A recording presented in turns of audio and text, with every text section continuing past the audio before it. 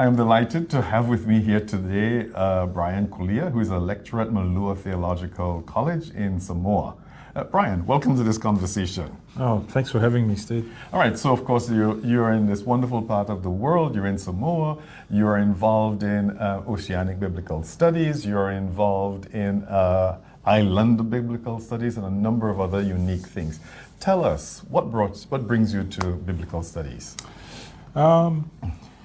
I think what brought me to biblical studies was my curious mind, I guess. Yeah. Taking that first Old Testament class when I was doing my undergrad in seminary.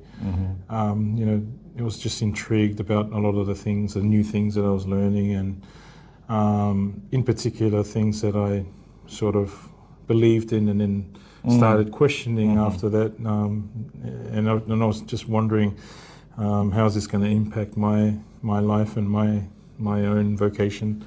But I think the Old Testament in particular, it sort of provided that space for me to keep asking those questions. Yeah. And just the way my mind works, it's quite messy up there. But it was a lot of messiness in the Hebrew Bible. So that's initially what brought me there. Yeah. Do you remember anything specific in general, any specific memory of disturbing or new insights that triggered this? Oh, well, obviously, learning Wellhausen for the first time, and understanding that Moses didn't write any of the of the Pentateuch. But I'll always remember one of the first classes I had. Sione came to Samoa for a visit, and he took one of our classes, and we were studying the book of Jonah. Oh, wow. Yeah, and just the resonance of that seafaring story with our own seafaring people, the way that Sione was using not the Hebrew Bible, not the Hebrew language, but the Samoan Bible in the translation, just to open it up and allow us to see things more differently. I think that was sort of the line in the sand moment for me. Moving forward, I was thinking, I think this is what I want to do. Okay. Right, so fantastic. Now, of course, your further work then has to take you outside of Samoa, right? How much further afield did you go outside of Samoa to expand your... I went to Fiji to do my master's, and came back to Malua and taught for a few more years. And then my PhD took me to Melbourne, where I worked with Professor Mark Brett and Sione, who was my secondary supervisor. Sort of the dream team. Those two. It's good having people that don't necessarily disagree with each other. And so did that, finished, and then now I'm back at Malua. Been there since 2022. Okay, so help people understand Malua Theological College, because in some parts of the world a theological institution gives you a master's degree and some is a bachelor's degree. Is yours bachelor's degrees? Well, this year we actually started the PhD program. So we've got an intake, quite a big intake of about 12 to 13 students already. So that's, but we offer undergrad, obviously, and we also offer masters and now PhD. Yeah, and your students are comprised mostly of people who are looking for pastoral careers, or you have other people seeking other types of careers as well? So most of our students are undergrad students, so they're formation students for pastoral careers, and then but in the masters. A lot of the people that are taking it are seeking a different path of an academic path, and then obviously PhD now. We have a lot of students now that are coming, and not necessarily from Samoa. We've got students from Tuvalu. We've got students that are based in America who are doing it online. Oh, really? Yeah, and in New Zealand as well, in Australia. Okay, well, fantastic. Now, what does all of this mean for your teaching Bible? Yes, mostly people who are Pacific Islanders, but others. Well, how have you seen your teaching of Bible in that context emerge and flourished in the years since you were a student?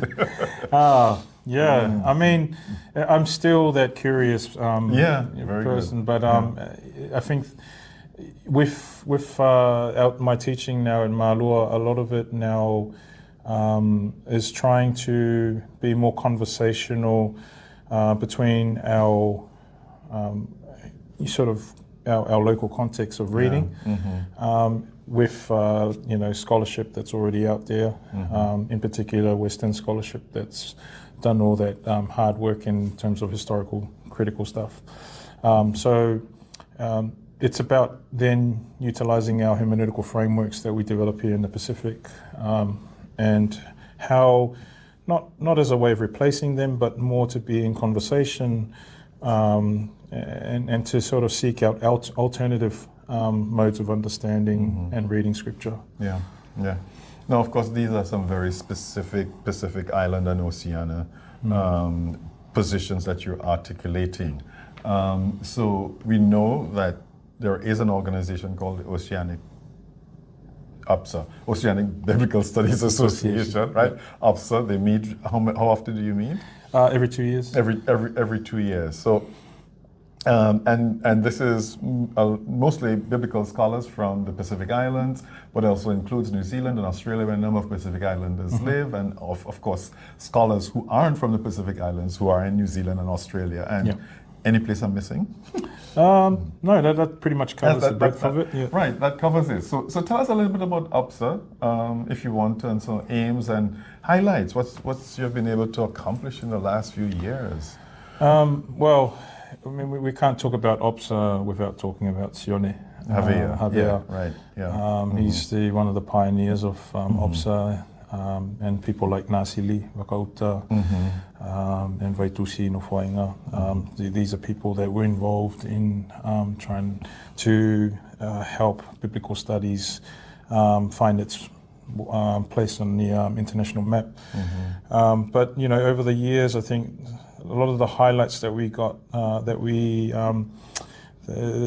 sort of characterized OPSA was the ability to utilize our native frameworks, our indigenous frameworks, and to understand texture through our own eyes. And going back to what I was saying about being conversational, we're doing these things in conversation with Western scholarship and with the scholarship of outside of the Pacific.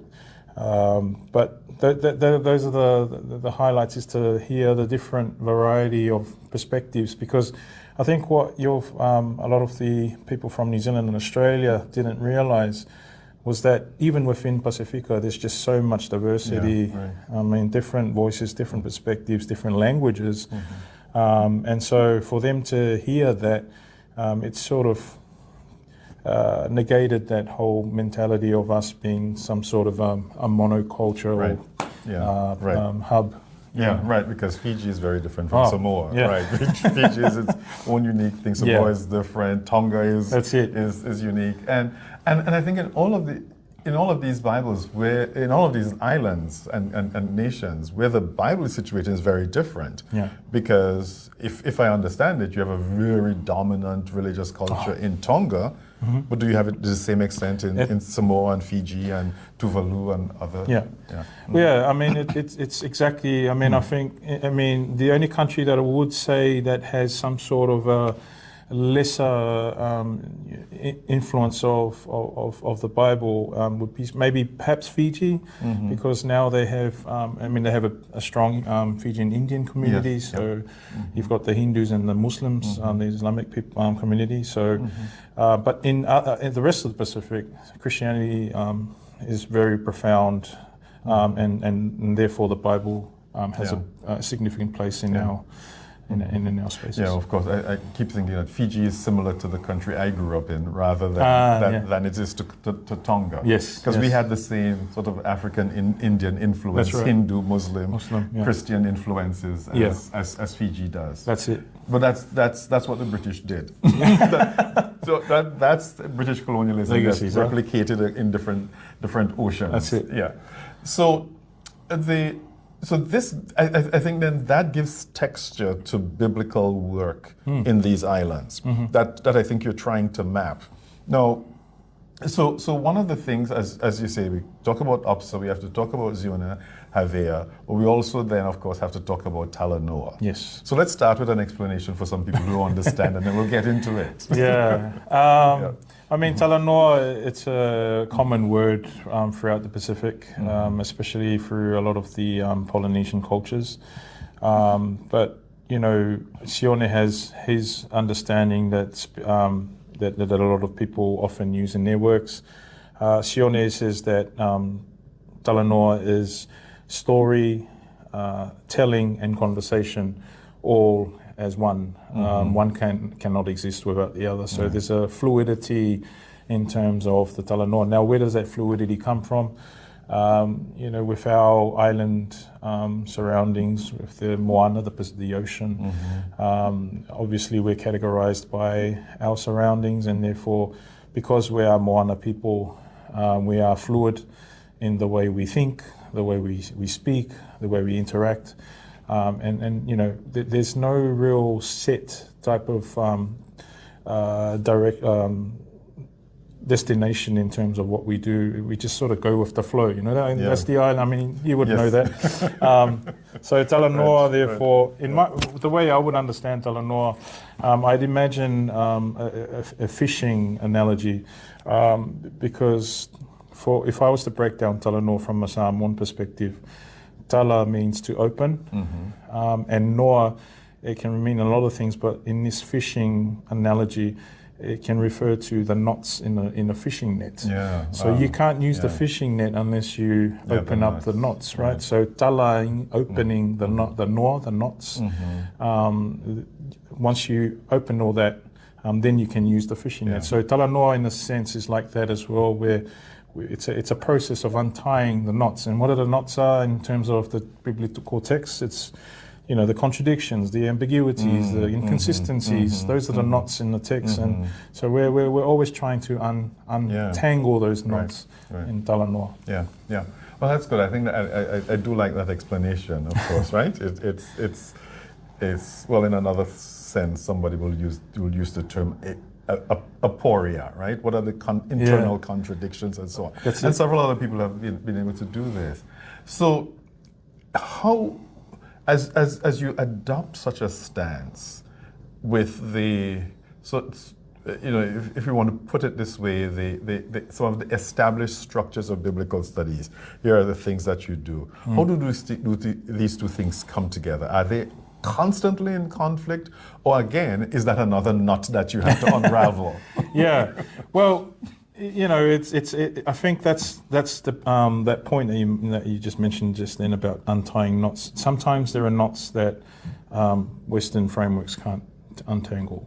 So it'll require a bit of thinking outside the box. And I think with Talanoa, you know, there are always things that when we encounter the text, there's always moments when Western scholarship just doesn't satisfy that curiosity, that our sort of urge to engage, and so we will utilize our own frameworks, but that doesn't mean that we're perfect either. So there are moments when we read from our perspective, we think, well, there's a tangle that we need to. I mean, a knot there we need to untangle. So Western frameworks sometimes work for us in that sense. So it's a dualistic conversation going on. So there's a goal, there's an aim, and it's like, which tool can get us there? Right? And because well, tell me what the goal is. Well, in interpretation. The goal. I mean, Talanoa doesn't really have a goal, right? Right. We just encounter you know, the ambiguous moments in the text, and then we deal with that, and then that might shift us to a totally different tangent, and then we're down that line, and so that's sort of the unpredictability of the ocean, and the moana that also is reflected in the way we read text. But we, you know, at the same time, we're, you know, the ocean pulls us back. And so in that sense, we're always pulled back to the text as well. We might go off on a tangent, but at the same time, I mean, we know that the moana humbles us and brings us back to the text. So that's fantastic, because it is, and I think I can hear you when you're saying something like this in my head, that there are no borders and boundaries in this interpretation. So even if though the text is bounded, it's packed within a book. Here's the first cover, here's the back cover. Here are the edges of the pages, and they're the defined words. In this context, there's just more than what's on the page. That's it. Right, which of course gets you to struggle with people saying, but you're bringing stuff into the text. Again, in your understanding, the text is already open. That's right. I mean, I remember teaching a women's class in our college, and we were talking about the power of the mind. It's such a powerful gift and tool that we have, and it's the only thing in your. It's so powerful that we have no control over it. I mean, if I was to tell you to stop thinking, don't think about the color red, I bet you any money the color that's in your mind is red. It has its own sort of device, right? And so I'm thinking, rather than trying to contain that, I don't think the mind's meant to be contained. It's meant to go off on tangents. It's meant to explore. But at the same time, I think if we are to have a goal, it's to sort of get the richness in the text to its fullness. And in this formulation as well, the text is not what gets things started. You've already begun something, and then you come to the text. You're on a journey, and then of course, maybe here, the text is a land. That the biblical text is one of those islands that you come up on in a journey. And you're still going on after it. I mean, for us in Pacifica, I mean, we have to also factor in our cultural texts. In the non-verbal, sort of written texts that are around us. So we're engaging with those as well as other mediums that are in conversation with the text as well. Talk about those non-verbal texts, because it's more than just oral. What are the other ones that you bring into? Well, for a culture like many Pacifica cultures, we have a lot of indigenous wisdom frameworks and indigenous references that are based on the environment around us. What we see happening in the ocean, what we see happening in the land, on the land, happening in the skies, those inform us of the way we do things, and those are our frames of wisdom.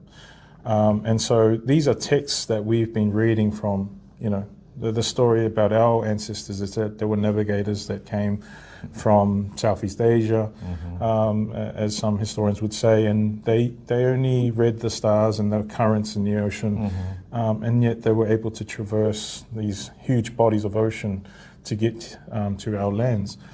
So these are our texts. These are the oral texts. These are the non-written texts that we've been reading for years, for centuries. And so it's just a matter of embracing that form of wisdom, that perspective, to use as a way of opening up the text even more, the biblical texts, sacred texts even more. No, this is fantastic. Well, of course, I know part of the challenge is there's all of this wisdom, all of this wealth of knowledge, but culturally, producing all of those and say publish with that there's a disconnect there. You're right. So of course, much of this then needs to be experienced. So this is implicitly an invitation: come to Samoa, come to Fiji, right? Implicitly is that. So this is the plug, right? Come to Samoa. So how do you handle that as a biblical scholar? Because you have some of this Western training, but you have the thing. What has that challenge been like for you in your scholarship, where there's a part of it that requires you to write things down, publish it, and there's another part of you just to live and inhabit it, the knowledge that you have. I mean, for all the effort I can try to write, our culture, write about it and write about our indigenous references, it can never do it justice. And so this is a conflict that happens all the time. And it's good in terms of presentations, when you can put up a few pictures and maybe play a few sounds or a few images, and people might get the idea. But when you're putting it on paper, you're sort of banking on the imagination of people to be taken to your world, to try and have some sort of a sense of what's going on. But yeah, I think that's the difficult part, is that to experience this fully, they need to be where I'm at. Yeah, and that's the difficulty. Well, and I think that's one of the things that we miss even when we're reading biblical texts. We don't have the sounds, the smells, right? Yeah. The feelings of those narratives. Those are absent, and we become accustomed to, let's just go on without them. You can't live without that. You can't interpret without bringing those things in, and so being able to capture them in written form, that's a huge challenge. But anyway, but nonetheless, we're certainly happy that you still participate in meetings, make your contributions. Thank you. As you possibly can. So let's talk about where you see yourself heading next, in terms of, are there any projects you're working on, any big breakthroughs that you are coming up with? Yeah. Well, we've had a few projects that we've sort of had to put on the back burner at the moment, just because of everyone that's involved in these projects are just flat out, got their own things going on. But we're sort of looking to put together a Moana commentary, Bible commentary. And so the idea behind that, and Sione was one of those people that was going to be involved in editing the project. The idea was to gather all the different Pacifica voices, but we'd also invite our friends and allies, more in a sort of conversational manner. So someone like Mark Brett, who's a friend of OPSA, he would pair up with a Pacifica voice and write a chapter together, or a chapter on one of the biblical books, and it'd be a one-volume commentary. And whereas other people such as Nasili, who are more established, they can write a chapter on their own. They've got the biblical training as well as the Pacifica background. And so, it was trying to get that project together, but again, everyone being busy and all that, so and now that Sione's passed, it's the few of us that have to take that up. That was the thing, but I did have a conversation with Sione before it passed about just trying to counter the effects of capitalism. And I think this is something that Pacifica needs to engage with, because we're already engaging with climate. We're engaging with racism and all these separate issues. But I think the bigger thing for that Sione was also thinking about was the effects of capitalism. And so I think that's the next big thing for us to try and contribute to biblical scholarship, is to provide ways of countering the effects of capitalism. Particularly as the Bible gets co-opted in those enterprises moving on forward. All right, so I'm having this conversation with you at the international meeting, the SBL in Adelaide, Australia, and I know you did a paper, or going to do one. I just finished. You just finished? Right, so just talk about your paper that you did at international meeting for SBL in Adelaide. So I was invited to present in one of the First Nations sessions on weaving. That was the name of the session. Weaving, and how do we notice weaving in the biblical text? But my paper, for some reason, I didn't get the memo about weaving. So I did a paper on reading Psalm 133, how pleasant and great, mentioning of the oil running down the beard of Aaron.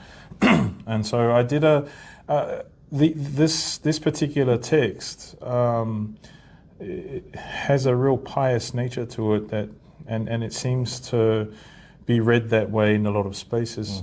But I noticed that in my own context, this particular psalm has been adapted into our cultural performances, and we sing a song that is an adaptation of Psalm 133, and it's a really joyous song, and there's a lot of humour involved.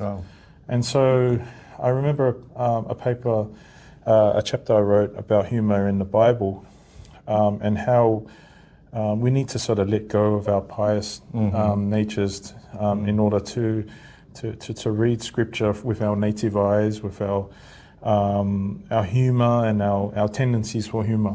And so I thought, why isn't it possible for us to read Psalm 33 this way, 133 this way? So using a Psalm 1 framework, I sort of opened up the text a little bit, started poking and probing, and just the imagery of the oil running down the head, onto the beard, onto the... I said, and from a Psalm 1 perspective, that's an enormous amount of oil. And so, when I said that, people laughed, and I said, see, we don't normally laugh when we think, and we're always withholding ourselves, and I think that humour was intentional, as a way of opening up the mode of celebration that's in Psalm 133. Yeah. No, thanks. That sounds brilliant. That's a psalm I learned when I was maybe 6 or 7 years old, going to Methodist primary school, and they taught us that. Yeah. And that phrase, I can't remember. I remember a lot of other words in the psalm. Yeah. But the oil running down Aaron's beard, even Aaron's beard, right? It just gets repeated. Like, what was that about? But now you've made me curious to go look at it. It has been playing in the back of my mind for decades, because, like I said, I learned it as a child, but we never laughed at it. That's right. Yeah, we couldn't. We were taught not to. That's not it. To laugh. We were taught not to. Yeah. Okay. Well. Brian, thank you so very much for this conversation. I've been speaking with Brian Kolia from Malua Theological College in Samoa. And thanks for this conversation. Thanks for having me.